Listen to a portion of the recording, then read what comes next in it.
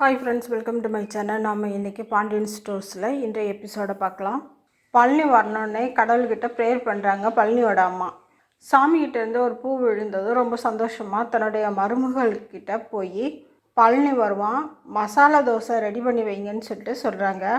அவன் எப்பயும் இங்கே தான் இருக்க போகிறான்னு சொல்கிறாங்க. அது எப்படி உங்களுக்கு தெரியும், பழனிக்கிட்ட பேசுனீங்களான்னு மருமகளில் கேட்குறாங்க. இல்லை, கோமதி புருஷங்கிட்ட பழனி இங்கே அனுப்பிடுங்கன்னு சொல்லி கேட்டேன் அப்படின்னு சொல்கிறாங்க. கொஞ்ச நேரத்துலையே பழனி பையோடு வர, என்னடா இந்த பக்கம்னு அண்ணனுங்க கேட்குறாங்க.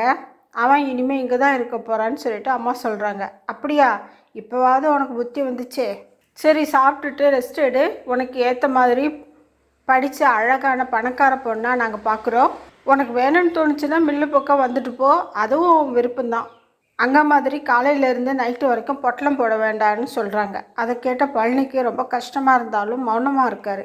அண்ணன்களும் குமாரும் மில்லுக்கு கிளம்ப, நீங்கள் வருவீங்கன்னு அத்தை சொன்னப்போ கூட நான் நம்பலைன்னு ராஜியோட சித்தி சொல்ல, நான் வருவேன்னு உனக்கு எப்படி அத்தை தெரியும்னு சொல்லிட்டு பழனி கேட்குறாரு. பழனியோட அம்மா என்ன சொல்கிறேன்னு தெரியாமல் முழிக்க, அத்தை தான் கோமதி வீட்டுக்கார்ட்ட உங்களை இங்கே அனுப்ப சொல்லி கேட்டிருக்காங்கன்ட்டு ராஜோட சித்தி டப்புன்னு போட்டு உடச்சிட்றாங்க. என்ன அத்தா இப்படி பண்ணிட்டேன்னு சொல்லிட்டு மனசுக்குள்ளேயே சொல்லிக்கிறாரு. அவருக்கு இந்த வீடு செட் ஆகுமா இல்லை திரும்பவும் பாண்டிய வீட்டுக்கே போவாரான்னு பொறுத்திருந்து தான் பார்க்கணும். அடுத்து ராஜியோட காலேஜ் வாசலில் கதிர் வெயிட் பண்ணுறதை பார்த்த ராஜி, என்ன இந்த பக்கம்னு கேட்க, போலீஸுக்கு ஆள் எடுக்கிறாங்களாம், அடுத்த வாரம் சென்னையில் எக்ஸாம் நடக்க போகுது, நான் உன்னை சென்னைக்கு கூட்டிகிட்டு போகிறேன், எக்ஸாமுக்கு ப்ரிப்பேர் ஆயிருன்னு சொல்லிட்டு ஷூ கடைக்கு கூட்டிகிட்டு போய் காஸ்ட்லியான ரன்னிங் ஷூ வாங்கி கொடுக்குறாரு. இவ்வளோ காஸ்ட்லி ஷூலாம் வேண்டாம் அப்படின்ட்டு ராஜு சொல்கிறாங்க.